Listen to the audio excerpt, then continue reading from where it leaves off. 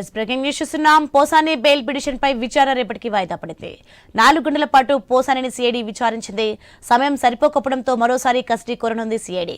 గుంటూరు ప్రభుత్వ ఆసుపత్రిలో పోసానికి మరోసారి వైద్య పరీక్ష నిర్వహించనున్నారు. రెడ్డికి ఇదే అంశానికి సంబంధించి మరింత సమాచారం మా ప్రతినిధి నాగేశ్వరరావు ఫోన్లో అందిస్తారు. ఎస్ నాగేశ్వరరావు.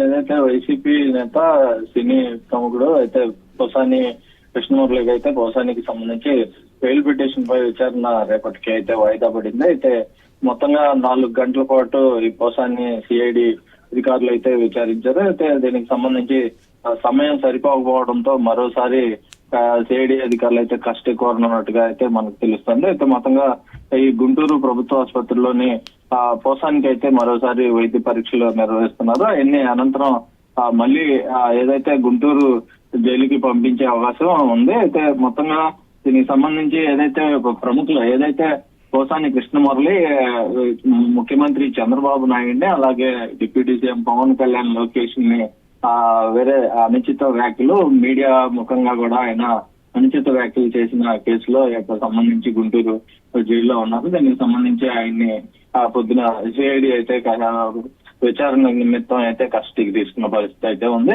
దీనికి సంబంధించి ఏదైతే మళ్ళీ ఏదైతే ఈ విచారణ సమయం సరిపోకపోవడంతోనే మరోసారి అయితే ఆయన్ని కస్టడీ కోరే అవకాశాలు అయితే ఉన్నట్లుగా మనకు తెలుస్తుంది.